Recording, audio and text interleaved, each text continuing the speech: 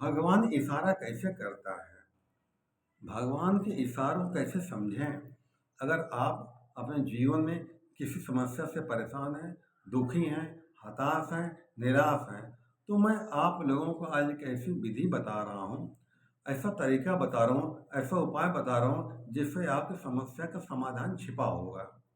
सबसे पहले तो आपको ये स्वीकार करना होगा कि जिसको हम भगवान मानते हैं, ईश्वर मानते हैं, अल्लाह मानते हैं, गॉड मानते हैं, वो हर जगह मौजूद है, हर समय मौजूद है।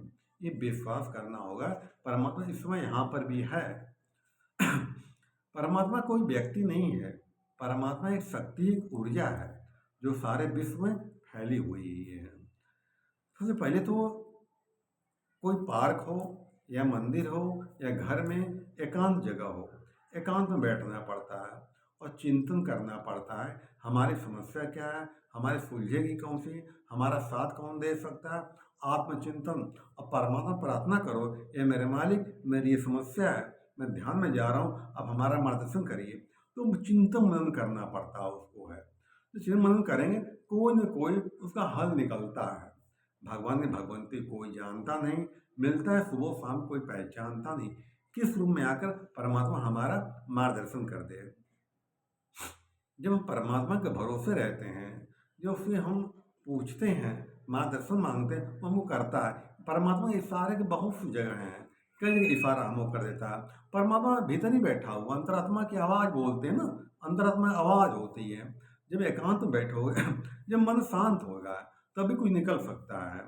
अब पानी में हलचल है, चेहरा साफ दिखाई नहीं पड़ता। जब पानी शांत हो जाता है, अपना प्रतिबिंब, अपना चेहरा साफ दिखाई पड़ता है हमें। मैं कहानी द्वारा समझाता हूँ। मैं आपको ये कहानी पहले मैं सुना चुका हूँ, बहुत प्यारी कहानी है। एक राजा का मंत्री रिटायर हो रहा था, उसने ढिंढोरा पिटवा दिया, मुझे मंत्री की आवश्यकता मुझे है।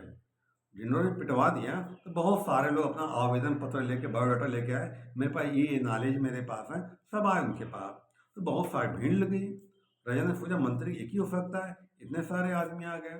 राजा ने कहा मुझे परीक्षा देनी पड़ेगी, जो परीक्षा में पास हो जाएगा उसको मंत्री घोषित कर देंगे।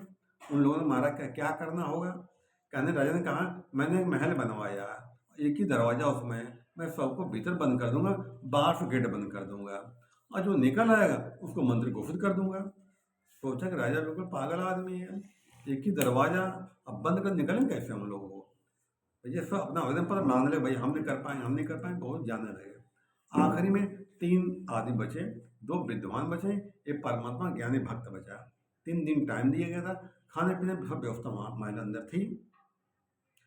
तीनों बंद कर दिया गया, बाहर गेट बंद कर दिया गया। और जो विद्वान थे, पोथी पत्र साथ में ले गए थे, कोई उपाय लिखा मिल जाए। लेकिन पुस्तक में जिक्र नहीं है कि बाहर से गेट बंद अंदर से खोल लिया जाए, ऐसा कहीं जिक्र नहीं है। और जो ज्ञानी पुरुष था आके लेटा, इन्होंने का खाली, विद्वानों का खाली खाने पीने आया है यहाँ पर, ये हम लोग अपना माथा पच्ची कर रहे हैं। खैर अंदर से भी सोच रहा था अंदर से, लेकिन जब तीसरे दिन हुआ तो विद्वान लोग पोथी पत्र उलट पड़ रहे थे, गुड़ा भाग जो गणना कर रहे थे। ये आकर एक जगह बैठ गया, आँख बंद करके बैठ गया। काफ़ी देर बैठा रहा, फिर उठा उठा गया गेट के पास, गेट पकड़ा, खोला और निकल गया बाहर।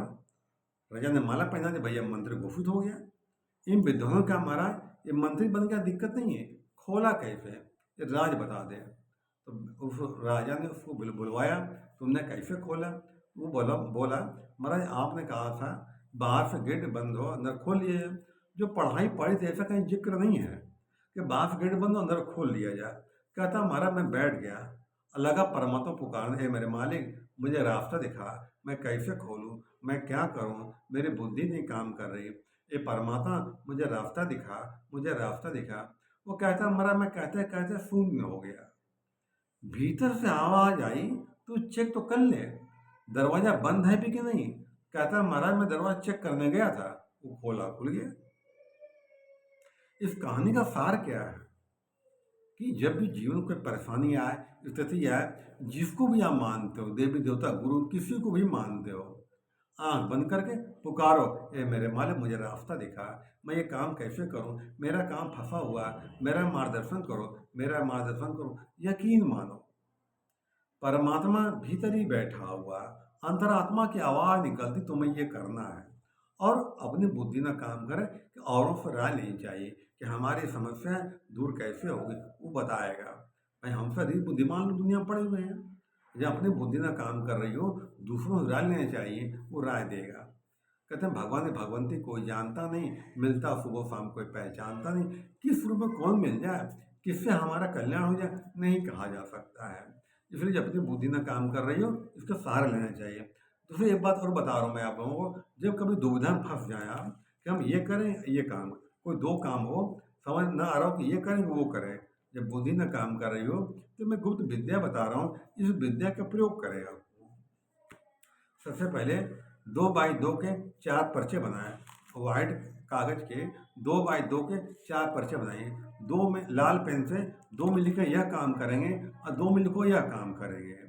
चारों पर्चे मोड़ दो और जिसको मानते हो उनके आगे रख दो कि प्रभु मेरी बुद्धि काम नहीं करे, आप फैसला कर दो।